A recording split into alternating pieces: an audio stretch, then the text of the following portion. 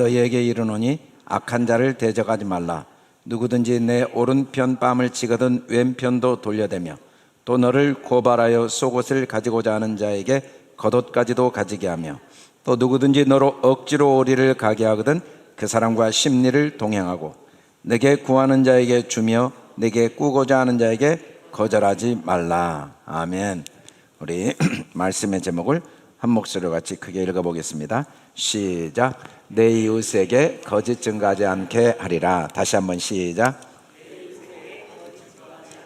아멘. 우리 좌우옆사람 인사합시다. 사랑합니다. 축복합니다. 함께해서 행복합니다. 특별히 영상으로 가정에서 예배드리는 우리 성도들 주님의 이름으로 환영하고 축복하고 사랑합니다. 한 해 동안 함께해서 정말 행복했습니다. 앉아주시기 바랍니다. 하나님의 사랑의 언약의 열 말씀을 우리가 그동안 쭉 살폈습니다. 특별히 열 말씀은 십계명이라고 하죠. 십계명. 하나님의 언약 속에 우리 삶을 하나님이 인도해 오셨는데 어떻게 인도해 오셨는가? 하나님 앞에 다른 신을 두지 않도록, 또 우상을 만들지 않고 섬기지 않도록, 또 여호와 이름을 망령되게 부르지 않도록, 그리고 안식일을 기억하여 거룩하게 지키게 하도록, 무엇보다 부모를 공경하게 하도록 우리 삶을 인도해 오셨다고 성경은 말씀합니다. 우리는 매 순간 우리 삶을 내 생각과 내 눈으로 뒤돌아보게 됩니다. 그래서 나는 어떻게 살아왔는지를 내 생각을 기초로 생각하게 되죠. 그럼에도 불구하고 성경은 내 생각대로 내 삶이 살아오지 않았고 하나님의 언약대로 내 삶이 살아와졌다는 걸 보여주십니다. 우리는 우리의 삶에 대한 내 생각이 있습니다. 내 삶은 어떻게 될 것 같다 라는 생각이 있지만 성경은 내 삶은 하나님의 언약 속에서 앞으로 살게 될 것이라고 분명히 말씀합니다. 이 십계명 말씀은 거울과 같이 내 삶이 어떻게 살아와졌는지를 올바로 보게 해주시는 말씀입니다. 그리고 내 미래를 하나님이 어떻게 인도하실 것인가에 대한 청사진을 보여주시는 말씀입니다. 물론 우리는 매일매일 여전히 내 생각대로 내 삶이 살아와졌다고 생각이 들고 또 내 생각대로 내 미래가 펼쳐질 것 같은 생각이 들 수도 있지만 그럼에도 불구하고 하나님은 이 말씀을 통해 정확히 내 삶을 들여다보고 내 미래를 기대하도록 돕고 계십니다. 하나님의 이 언약 속에 우리는 살인하지 않게 되고 간음하지 않게 되고 도둑질하지 않게 되리라고 말씀하고 있습니다. 오늘 9번째 계명은 내 이웃에 대하여 거짓 증거하지 않도록 우리를 인도해 주신다고 말씀하십니다. 내 이웃에 대하여 거짓 증거하지 말라라는 9번째 계명 말씀에 거짓 증거는 사실을 증명하는 근거가 맞지 않는 것. 분명히 근거를 댔지만 그 근거는 사실과 부합하지 않는 걸 거짓 증거라고 말합니다. 우리가 살아가면서 살인이 주는 고통도 참 큽니다. 간음의 고통, 도둑질의 고통도 큽니다. 어느 고통 하나가 크지 않은 게 없지만 그래도 거짓 증거의 고통은 정말 가슴 아프고 안타깝습니다. 성경에 보면 나봇이라는 포도원을 가진 한 포도원지기의 포도원을 아합 왕은 강탈하고 싶은 간절한 마음이 있었습니다. 방법이 없을 때 그의 아내 이세벨은 하나의 계획을 이야기해 줍니다. 거짓 증거할 두 사람을 세워서 그를 죽이는 방법을 제안합니다. 실제로 비류 두 사람이 이 나봇이라는 사람이 왕과 하나님을 저주했다는 거짓 증거를 하게 하고 돌로 쳐 죽인 다음에 그 나봇의 포도원을 아합 왕은 강탈하게 되죠. 나봇이라는 사람은 거짓 증인 때문에 목숨을 잃고 자기 포도원을 빼앗기는 정말 안타깝고 가슴 아픈 일을 겪게 된 모습을 봅니다. 거짓 증거는 반드시 다른 사람의 삶을 송두리째 파멸시키는 정말 무서운 죄악 중에 하나입니다.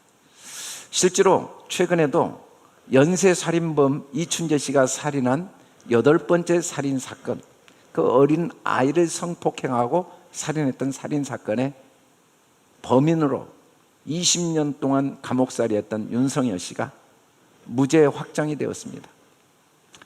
경찰들의 거짓 증거를 통해 전혀 자기가 하지 않는 행동을 거짓 증거 때문에 살인죄 누명을 쓰고 20년 감옥 생활한 그가 무죄 확정이 된 날 어머니 산소에 가서 목 놓아 울고 싶다고 했습니다.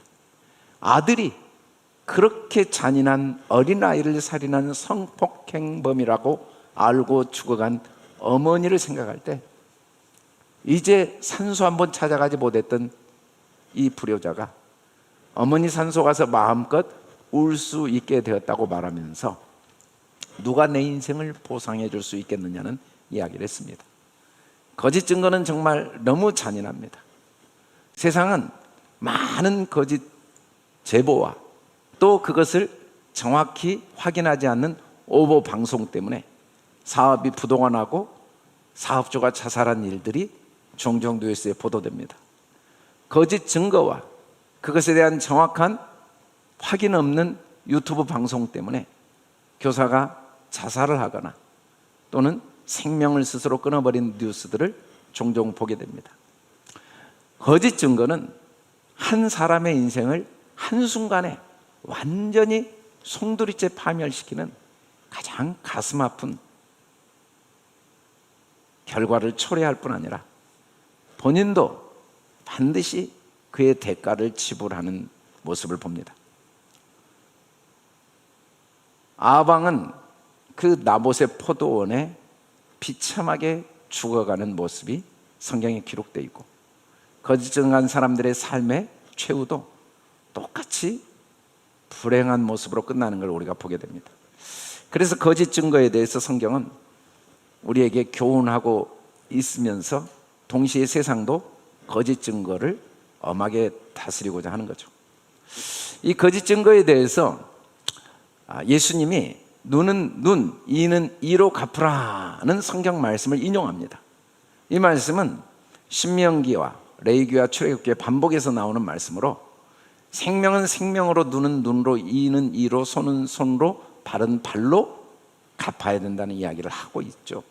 우리가 이걸 동해보복법, 동일한 방법으로 해를 보복하는 법, 눈을 뺐으면 눈을 빼는 보복법, 이 법은 성경에만 기록된 게 아니고 고대 모든 법전에 기록되어 있습니다. 함무라비 법전을 비롯한 고대 모든 법전에 기록되어 있는 법이죠. 보통 사람들은 이 법에 대해서 공정한 보복의 원칙 또는 원시적인 사적 보복을 제한하는 진보된 법, 강자의 횡포로부터 약자를 보호하기 위한 법으로 이 동해보복법은 세상이 그래도 거짓 증거로 큰 고통을 당하게 되지만 그 고통과 아픔을 어느 정도 극복할 수 있는 아주 실제적이고 유용한 법이라는 이야기를 많이 합니다. 실제로 이걸 문자적으로 그대로 지키고 있는 공동체가 이슬람입니다. 지금도 동해보복법대로 반드시 손은 손으로, 발은 발로, 눈은 눈으로 보복을 하도록 처형을 하면서 거짓 증거를 가로막고자 하고 있습니다. 그러나 사실 아무리 이 법을 적용한다 할지라도 이미 눈이 빠진 사람이 눈이 다시 회복될 수 없는 거고 또 그 사람의 눈을 빼었다고 그 사람의 죄가 없어질 수는 없습니다. 동해보복법은 어느 정도 사회의 거짓 증거를 울타리 역할을 해줄 수는 있지만 그럼에도 불구하고 이 방법이 이 거짓 증거의 문제를 전혀 해결하지 못하고 있는 걸 우리가 알 수가 있습니다. 성경이 이 말씀을 하기 전에 이 말씀의 배경으로 사람들이 거짓말을 하면 반드시 2명의 증인이나 3명의 증인으로 확증을 하고 그리고 위증자가 나타나면 그 거짓 증거를 한 대로 그 사람에게 행하여서 그 거짓 증거의 악을 제하라 라고 말씀을 하고 있죠. 어떻게 동해보복법이 실제로 거짓 증거의 악을 제거하는 역할을 할 수가 있겠습니까?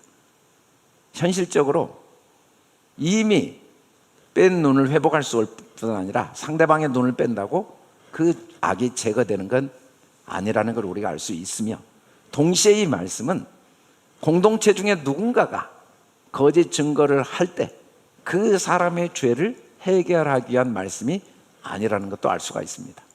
이 말씀은 우리가 살아온 삶의 모든 모습이 내가 미처 거울을 보지 않으면 내 얼굴을 알지 못하듯이, 이 진리의 말씀을 보지 않으면 내가 어떻게 살아왔는지를 알지 못하지만 내가 살아온 삶은 거짓 증거를 하였고, 그 거짓 증거대로 하나님이 내게 행하여서 내 속의 거짓 증거의 악을 제거해 오신 하나님의 그 인도하심을 올바로 보게 하는 말씀입니다. 어떤 한 개인이 누구에게가 거짓 증거했다는 게 아니라 삶 전체가 거짓 증거의 삶을 매일매일 모두가 살아왔으며, 그 거짓 증거한 우리를 어떻게 거짓 증거의 악을 하나님이 제거해 주시는가를 가르쳐 주신 말씀이 내 이웃에게 거짓 증거하지 말라는 계명의 말씀이라는 걸 이 말씀이 우리에게 설명하고 있는 거죠. 그 말씀의 내용이 모두가 거짓 증거하고 있는 거짓 증거를 제거해 주시는 하나님의 언약의 성취라는 걸 설명하기 위해서 성경은 우리에게 몇 가지 중요한 거짓에 대한 진리를 말씀해 줍니다. 거짓 증거하지 말라고 할 때 이 거짓은 관계, 인간 관계의 거짓 수준이 아니고 바로 만물의 거짓됨을 먼저 이야기해 줍니다. 존재하는 모든 만물은 거짓되다고 성경은 말합니다. 더 나아가 그 만물을 보는 사람의 마음은 심히 거짓되다. 이때 이 거짓되다는 것은, 만물은 하나님이 우리에게 도구, 모형으로 보여주신 거지 이게 정확한 진실한 근거가 아니라는 겁니다. 보이는 모든 건 보이는 대로 영원히 존재할 수 없는, 반드시 소멸되어지는, 부패해지고 사라지는 거짓된 것입니다. 이 세상에 존재하는 모든 것 중에 거짓되지 않는 게 하나도 없는 거죠. 그리고 존재하는 모든 것을 내가 보고 듣고 그걸 기초로 한 모든 말은 심히 거짓된 겁니다. 우리는 절대로 볼 수가 없습니다. 우리는 절대로 들을 수가 없습니다. 보이는 건 다 모형이기 때문에 보이는 대로 보았을 때 보는 건 보는 게 아닙니다. 들리는 대로 우리 귀에 들리는 걸 듣는 건 절대로 듣는 게 아닙니다. 하나님은 이 보이는 모든 건 거짓으로 만들어 놓으신 겁니다.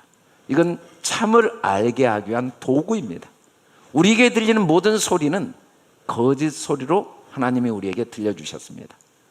참을 알게 하기 위해 만들어 놓은 거짓 소리입니다. 우리가 보고 들었다고 하면 우리는 다 거짓을 말할 수밖에 없는 거죠.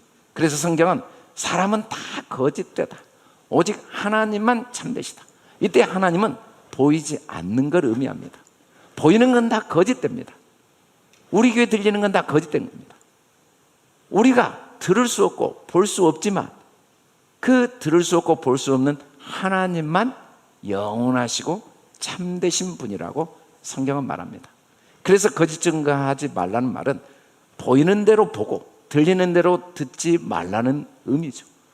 물론 하나님은 우리가 보이는 대로 보고 들리는 대로 들을 수밖에 없는 걸 아시고, 우리 삶의 과정, 사건을 통해 보이는 대로 보지 않고 들리는 대로 듣지 않고 그걸 하나님으로 진리로 듣도록 우리를 도와오신 겁니다. 그래서 성경이 거짓에 대해서 정확히 진리를 거짓으로 바꾼 건 뭐냐면, 피조물을 조물주보다 더 경배하고 섬기는 것, 보이는 것이 진짜 참이고 영원하다고 착각하는 것은 다 거짓이라고 말합니다. 내가 그걸 정확히 알고 말을 하였건 아니면 모르고 말하였건 거짓이 진리는 될 수 없습니다. 내가 혹시 무지하여 그게 거짓인지를 모르고 거짓을 말하였다 할지라도 거짓은 거짓이죠. 사람마다 어리석고 무식하도다. 금장색마다 자기가 만든 신상으로 말미암아 수치를 당하나니 이는 그 부어 만든 우상은 거짓이요 그 속에 생기가 없습니다. 하나님이 만드신 만물은 하나님이 부어 만드신 겁니다. 이것들은 다 거짓입니다. 이건 우상입니다. 이건 도구들입니다. 마치 한 사람의 우상을 만들어 놓은 이유는 그 사람의 어떠함을 더듬어 알도록 만들어 놓은 거지, 그 우상이 그 사람일 수 없는 것처럼 만물은 하나님의 어떠함을 알게 하기 위한 하나님이 부어 만든 우상이고 그 속에는 생명이 없음을 우리에게 가르치고 계신 거죠. 예수님이 이 땅에 오셔서 진리를 바람으로 너희가 나를 믿지 아니하는도다. 주님은 다 땅의 일을 통해 하늘의 일을 말했습니다. 그러나 사람들은 땅의 일이 진짜라고 생각하고 땅의 일에 관심을 가졌죠. 이때 주님은 너희가 진리, 하늘 일을 말함으로 나를 믿지 아니하는구나, 땅의 일을 말하기를 원하는구나 라고 이야기를 하시면서, 그러나 나는 땅의 일을 말하러 온 게 아니라 하늘의 일을 알리러 오셨다고, 진리로 오셨다고 말씀하시죠. 예수님께서 오늘 특별히 거짓에 대해서 말씀하실 때 내 이웃에 대하여 거짓 증거하지 말라고 하십니다. 물론 우리가 살아가면서 아내와 남편, 부모와 자녀, 또 동업자들, 함께 사는 사람들 사이에 거짓 증거가 얼마나 큰 아픔과 고통을 주는지를 절실하게 경험합니다. 그럼에도 불구하고 우리가 하는 모든 거짓 증거들은 그 고통과 아픔이 일시적일 수밖에 없습니다. 살아있는 동안에 고통과 아픔일 수밖에 없습니다. 그러나 이웃, 나의 이웃에게 하는 거짓 증거는 일시적인 아픔이 아니고 말할 수 없는 영원한 고통과 아픔을 주게 되기 때문에 주님은 이 일시적인 거짓의 고통과 아픔을 통하여 반드시 이웃에게만은 절대로 거짓을 말해서는 안 된다는 걸 우리에게 교훈해 주고 있는 거죠. 우리가 살아가면서 거짓 증거의 고통과 아픔을 경험하면서 깨달을 수 있는 것, 일시적인 거짓도 이렇게 고통스럽고 아픔인데 이웃에 대한 거짓이 얼마나, 이건 영원한 고통과 아픔인데 얼마나 큰 고통과 아픔을 줄 것인가를 우리가 더듬어 깨달아 알 수가 있는 거죠. 오늘 성경에 출애굽기 말씀에 내 이웃에 대하여 거짓 증거하지 말라는 이웃이 누구인지를 예수님은 이렇게 말씀합니다. 나는 너희에게 이르노니 악한 자를 대적하지 말라. 그래서 하나님께서 내 이웃이라고 말씀하신 이웃은 악한 자라고 말씀하시고 거짓 증거는 대적이라고 말씀하십니다. 이웃과 악한 자는 한 사람입니다. 어떻게 보면 악한 자지만 사실은 이웃이라는 거죠. 이때 이 이웃은 율법을 의미합니다. 성경 66권을 말씀하고 이 땅에 육신으로 오신 예수 그리스도를 의미합니다. 성경 말씀은 반드시 우리를 진노에 이르게 합니다. 율법이 없었다면 우리가 범법도 없습니다. 하나님의 말씀은 반드시 우리를, 모든 우리 안에 있는 죄악을 다 드러내십니다. 그리스도가 이 땅에 오심으로써 우리가 그를 십자가에 못 박아 죽인 죄인임을 밝히 드러내신 겁니다. 그리스도 예수께서 이 땅에 오셔서 십자가에 못 박히실 때 그 골고다 강도 사이에 못 박히신 예수의 자리가 내 자리임을 예수님이 드러내신 거죠. 그런 점에서 율법은 우리에게 악한 자입니다. 우리를 진노에 이르게 하는 악한 자입니다. 그러나 동시에 이 악한 자를 대적하지 말아야 될 이유는, 이 악한 자는 바로 나의 참된 이웃입니다. 율법이 죄냐? 그럴 수 없다. 우리가 율법이 하면 죄를 알지 못했고, 죄를 알지 못하면 절대로 그리스도께로 인도함을 받을 수가 없습니다. 참을 알 수가 없습니다.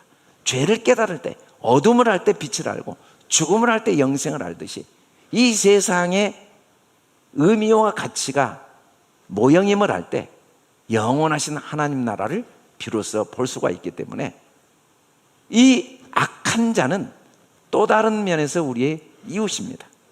우리는 삶에 과정을 통해 단 한 번도 어떤 악한 사람도 내게 진짜 악한 자가 될 수가 없습니다. 세상에 아무리 연쇄살인범이라 할지라도 그들이 진짜 나의 악한 자가 될 수 없는 이유는 그들은 나의 이웃이 아니기 때문입니다. 사실 우리가 경험하는 모든 악함은 내 아내, 내 남편, 내 부모, 내 자녀, 함께하는 사람들입니다. 그들은 나의 이웃이기 때문에 또 다른 점에서 내게 정말 나의 연약함을 들추어내고 나의 허물을 들추어내는 악한 자의 역할도 하는 거죠.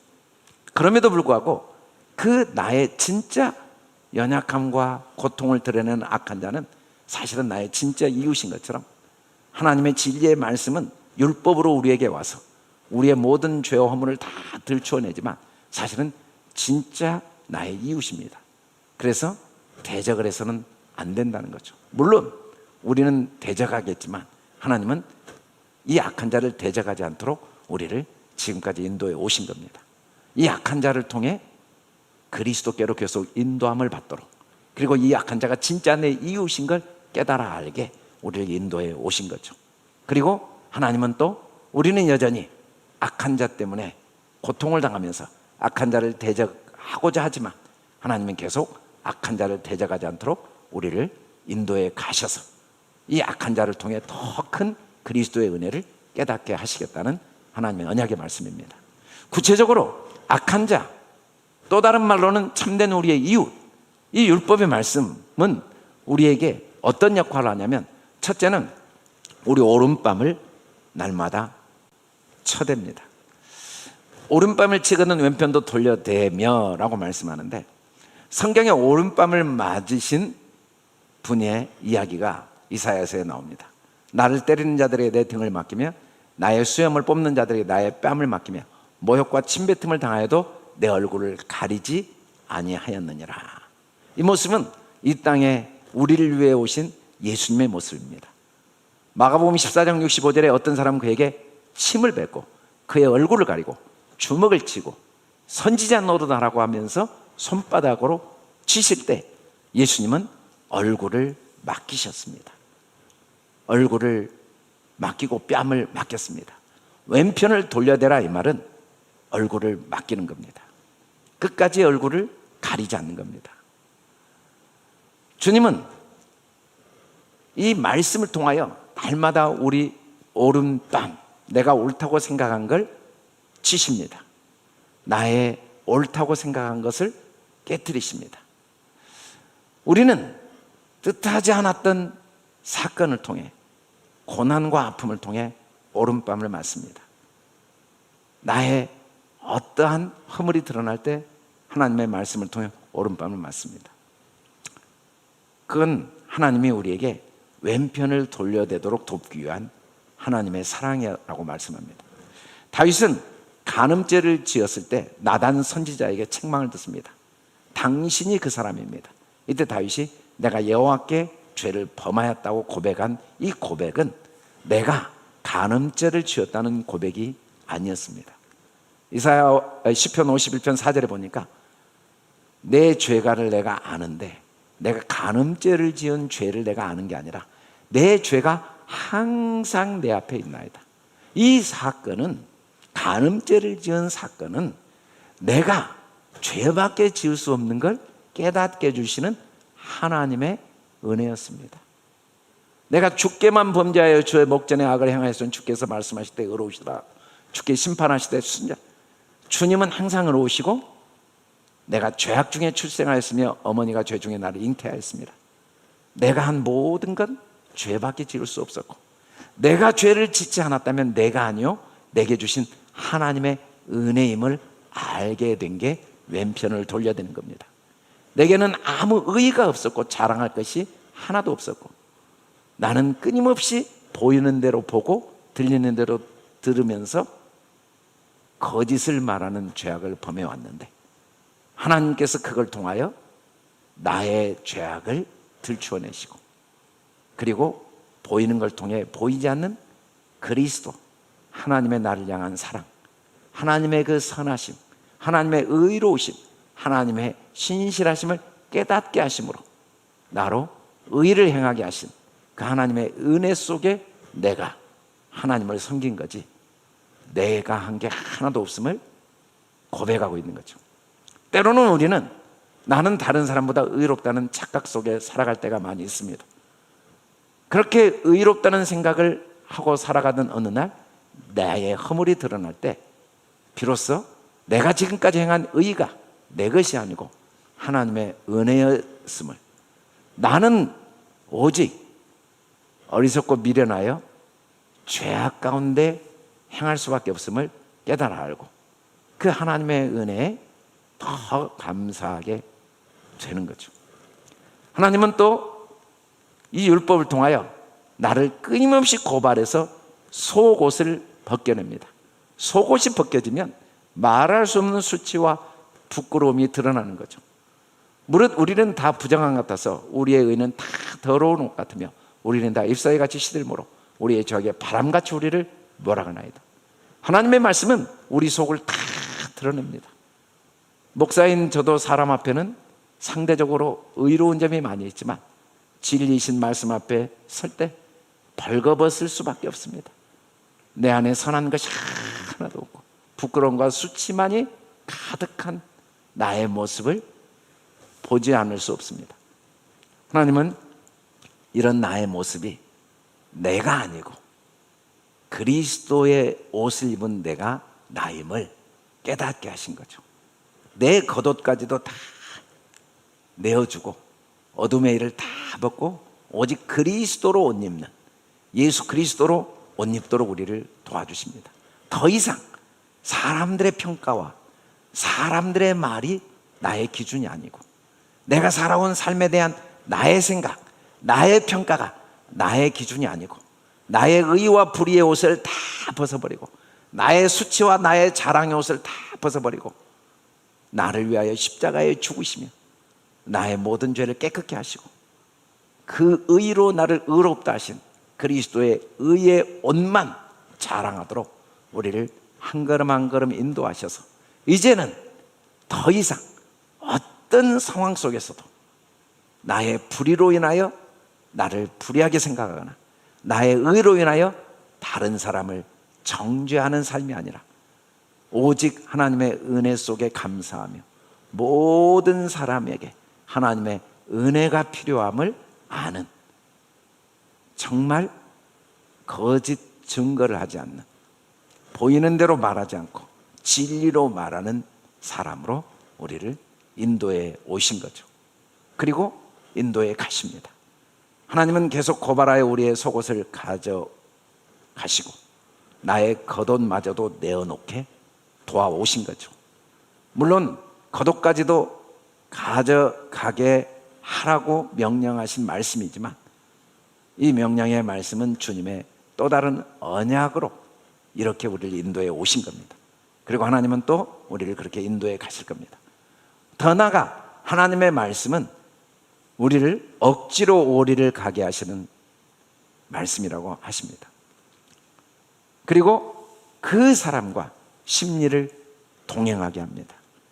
악한 자인 나의 원수가 이웃이 되어서 억지로 나를 걸어가게 했던 그 악한 자가 또 다른 나의 이웃이 되어서 그와 함께 동행하게 만드시겠다는 겁니다. 이 오리는 일천걸음으로 보이는 모든 삶이죠. 보이는 모든 삶은 한 번도 내 선택에 의해서 살아온 것이 아닙니다. 우리는 종종 나의 선택이 오늘의 나를 만들었다는 착각을 하고 살아갑니다. 그러나 사실은 나의 삶은 2000걸음 보이지 않는 하나님의 인도하심 속에 여기까지 왔습니다. 때로는 요셉이 형들에 의해서 노예로 팔려간 것처럼 보입니다. 그러나 그 노예의 길도 형들을 도구로 사용하신 하나님의 인도하심, 그리고 그 노예의 길에 하나님의 동행하심이 함께하였음을 우리에게 보여주십니다. 이스라엘 백성이 바벨론에 의해 포로로 끌려간 것처럼 보이지만 하나님은 바벨론을 사용하여 이스라엘 포로로 끌려가게 하시고 그 포로로 끌려가는 그 길에 하나님의 동행하여 바벨론 안에서도 이스라엘과 함께 하신 걸 우리에게 보이신 것처럼 우리 삶은 내 의지와 내 결정에 의해 살아온 게 아니고 억지로 살아와진 삶입니다. 우리는 앞으로도 내 뜻대로 내 계획대로 미래를 살아갈 수 없습니다. 하나님의 결정하심에 의해서 보여지는 삶은 억지로 살아가집니다. 그래서 우리는 때로는 내 힘, 내 뜻, 내 능력으로 좌우할 수 없는 이 세상이 버겁고 불안하고 두렵게 느껴집니다. 그러나 하나님의 억지로 우리를 가게 하신 이유는 보이는 것에 전혀 영향을 받지 않고 보이지 않는 나를 향한 하나님의 사랑 안에서 그 하나님과 동행하는 삶, 그래서 언제든지 그 하나님의 동행 속에 살도록 돕기위한 거죠. 우리가 살아가는 삶은 억지로의 삶인 그 삶인 이유가 삶의 결과가 반드시 죽음으로 끝날 수밖에 없는 길이기 때문입니다. 이 걸음걸이는 아무리 힘쓰고 애써도 한 번 죽음이 정해진 그 운명을 뛰어넘을 수가 없습니다. 그리고 그 여는 심판이 있습니다. 그러나 하나님은 억지로 우리가 이 육신의 삶을 살게 하신 이유는, 내 뜻대로 내 삶을 선택하지 못하게 하신 이유는 보이는 것들을 소망하지 않고 죄, 보이는 것이 나의 삶의 왕이 되지 않도록 하시고 보이지 않는 그리스도와 함께 영생을 누리도록 보이는 모든 것 속에 보이지 않는 하나님의 사랑을 깨달음으로써 어떤 환경과 상황 속에서도 참된 자유, 참된 진리, 참된 생명, 참된 삶을 살도록 돕기 위하여 오리를 억지로 걷게 하신 거라는 거죠. 만일에 하나님이 오리를 억지로 걷게 하시지 않았다면 세상이 전부인 줄 착각하고 내 힘으로 내가 살아온 것으로 착각하고 내 힘으로 내 삶을 모두 살 수 있다고 착각하면서 교만과 후회와 염려와 두려움 속에 살겠지만, 하나님이 억지로 오리를 걸어가게 하심으로써 내 힘으로 내 삶을 살아오지 못하게 하시고 내 미래를 내 힘으로 결정하지 못하게 하심으로써 보이는 것에 소망을 두지 아니하고 보이지 아니한 하나님의 나를 향한 사랑을 소망하면서 그 하나님의 사랑 안에서 동행하도록 우리를 돕고 계신다는 거죠. 하나님은 하나님의 말씀을 통해 계속해서 우리에게 무언가를 요구하십니다. 율법은 우리에게 끊임없이 요구합니다. 헌신과 희생과 순종을 요구합니다. 이 요구는 우리에게 하나님의 말씀대로 살아내라고 요구하신 게 아닙니다. 이 모든 요구는 하나님 앞에 내가 아무것도 할 수 없음을 깨닫고 고백하도록 하시는 요구입니다. 하나님의 모든 명령은, 성경의 모든 명령의 말씀은 나에게 그 말씀을 지키라고 하신 요구가 아닙니다. 상한 마음을 내어놓으라는 겁니다. 나에게는 아무것도 생명도 없고 나에게는 능력도 없고 나에게는 아무 자격이 없음을 주님 앞에 다 내어놓으라는 겁니다. 보이는 어떤 것도 참된 소망이 될 수 없음을 내어놓도록 하기 위해서 하나님의 말씀을 우리에게 끊임없이 구합니다.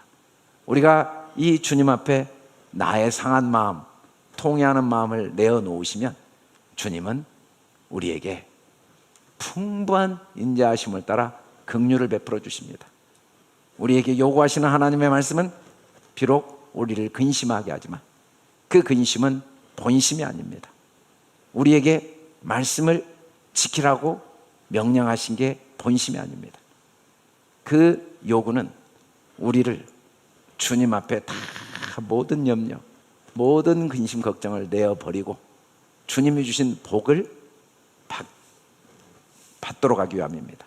주님이 우리에게 요구하신 건 복 주시기 위함이죠. 내가 너를 지금까지 인도해 왔다. 내가 너를 반드시 인도해 갈 거다. 내가 반드시 너에게 어떤 상황 속에서도 참된 사랑과 은혜를 베풀고 있다. 나는 반드시 상황과 환경이 빼앗아갈 수 없는 평강을 너에게 주기를 원한다. 너는 내 아들이다. 내가 너와 함께한다. 내가 너를 사랑한다.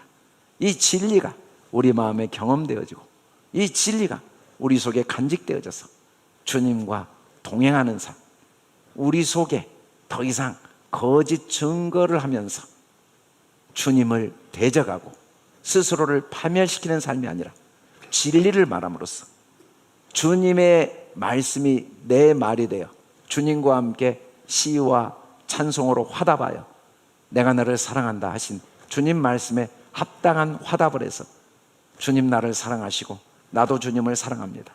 나는 주님의 것입니다. 주님이 나와 함께 하십니다. 나는 실패했지만 주님은 실패하지 않아서 내 인생은 실패가 없습니다. 나는 부족하지만 주님은 부족함이 없어 나도 부족함이 없습니다. 나는 이 주님의 사랑으로 넉넉히 승리합니다 라는 평강을 누리도록 하시기 위해서 끊임없이 우리에게 요구하신다는 겁니다. 또 주님은 우리에게 끊임없이 구고자 하십니다. 우리를 빚쟁이로 만드십니다. 죄의 싹은 사망이죠. 빚을 지은 결과는 죽음입니다. 그런데 우리가 빚을 율법으로 인해 율법을 지키지 못한 빚으로 인해 사망에 이르게 된 건 우리의 거짓 자아를 죽이시는 겁니다. 우리가 빚진 자로 돼 육신에 깃져서 육신대로 살 것이 아닌 이유는 주님이 우리의 빚을 다 갚았습니다. 우리의 원수 율법을 다 요구를 다 갚으셨습니다. 하나님의 진노하심에 맡기라. 원수 갚는 게 내게 있으니 내가 갚으리라고 주께서 말씀하시니라. 우리는 더 이상 지나온 삶을 후회할 필요가 없습니다. 나의 허물과 연약함 때문에 낙심하거나 자책하고 나를 정죄할 이유가 없습니다. 우리는 내 미래에 대해서 두려워하고 염려할 게 하나도 없습니다. 나의 모든 허물과 죄는 주님께서 다 갚으시고 그걸 통하여 선으로 바꾸셔서 참된 하나님의 사랑을 깨닫게 하시고 참된 자유를 누리게 하시고 참된 소망을 갖게 하신 겁니다. 물론 우리는 앞으로도 끊임없이 빚을 질 겁니다. 또 말씀 앞에 우리의 허물이 드러나고 우리 연약함이 드러날 것입니다. 그래도 우리는 아무 걱정할 게 없는 게 그 모든 나의 허물과 연약함을 주님이 이미 다 갚으셨습니다. 오히려 그 앞으로의 나의 혹시 드러날 허물과 죄와 실패마저도 또 다른 하나님의 더 큰 사랑과 은혜를 경험하고 누리게 하시는 하나님의 선하신 손길 속에 일어난 일이라는 거죠. 내 이웃에게 거짓 증거하지 않게 하리라. 이 말씀은 보이는 것을 통해 끊임없이 주님을 대적하고 주님을 원망하고 또 자신을 자책하고 세상을 원망하고 염려하며 살 수밖에 없는 우리를 그 고통과 아픔을 통해 오직 사랑 안에 참된 것을 말하여 범사의 그리스도께까지 자라도록 주님의 은혜 아닌 게 하나도 없음을 깨닫게 하도록 주님의 사랑 아닌 게 하나도 없음을 깨달아 알도록 우리를 도우시는 하나님의 언약 속에 우리가 지금까지 살아와서 우리를 거짓 증거하지 않게 하나님이 도우셨고 물론 우리의 미래는 끊임없이 더 주님의 은혜를 깊이 체험하여 그리스도께까지 자라도록 도우시는 하나님의 언약 속에 우리 미래가 준비되어 있다는 겁니다. 그런즉 거짓을 버리고 각각 이웃과 더불어 참된 걸 말하라. 이 이웃은 예수 그리스도입니다. 우리가 서로 지체가 됩니다. 주님이 나의 머리이십니다. 우리는 그의 몸입니다. 내 인생의 주인은 그리스도이십니다. 내 허물과 죄는 내 것이 아니고 그리스도의 것입니다. 그리스도의 영광과 능력은 그리스도의 것이 아니고 내 것입니다. 그와 나는 한 지체입니다. 너는 나의 사랑하는 아들이라. 주님이 나를 사랑하시고 나도 주님을 사랑합니다. 진리를 순종함으로 거짓 없이 형제를 사랑하게 이르렀습니다.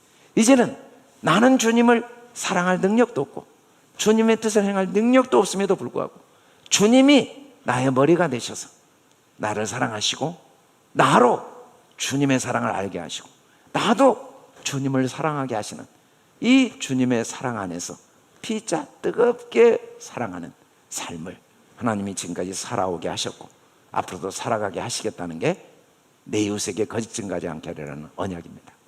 2020년 한 해를 돌아보면서 우리는 하나님이 거짓 증거하지 않도록 우리를 도와오신 그 언약 속에 우리의 삶을 바라보도록 하나님은 오늘 이 말씀을 통하여 우리에게 보이시고 있고 또 새로운 2021년은 하나님의 더 큰 사랑을 깨닫게 하시는 거짓 증거하지 않게 하시는 하나님의 언약 속에 예비되어 있음을 말씀하시면서 생명을 사랑하고 좋은 날 보기를 원하는 자 혀를 금하여 악한 말을 그치며 그 입술로 거짓을 말하지 말고. 이 말씀은 하나님은 계속 우리에게 더 큰 생명, 더 좋은 날을 보도록 우리를 도와오셨고, 끊임없이 보이는 걸 기초로 하는 거짓을 말하지 않고 보이는 모든 것 속에 나를 향한 하나님의 사랑을 말하도록, 망령에도 헛된 말과 거짓된 지식과 변론을 더 이상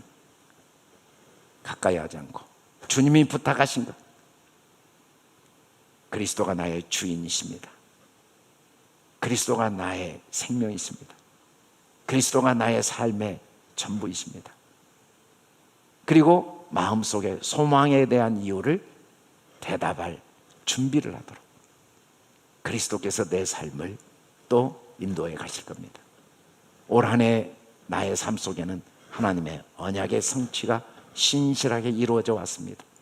내가 비록 깨닫지 못하고 내가 비록 보지 못하였을지라도 주님은 그의 언약대로 나를 인도하셔서 더 큰 주님의 사랑을 깨달아 알도록 여기까지 나를 인도해 오신 주님의 은혜, 그 고백이 우리의 고백으로 한 해를 마무리하고, 그리고 나를 위하여 더 큰 사랑으로 주 되신 주님의 그 신실하신 언약으로 인해 나를 위한 더 큰 소망을 예배해 두심을 확신하고, 세상 무엇과도 바꿀 수 없는 하나님의 사랑이 더욱 마음에 깊이 간직되어서 육신에 지지 않고 세상에 소망을 두지 않고 하나님께 소망을 둠으로써 더욱 수고하고 더욱 즐거워하고 모든 일에 더욱 열심을 내고 모든 사람과 더불어 화목하고 화평하며 매일매일 천국을 누리는 삶을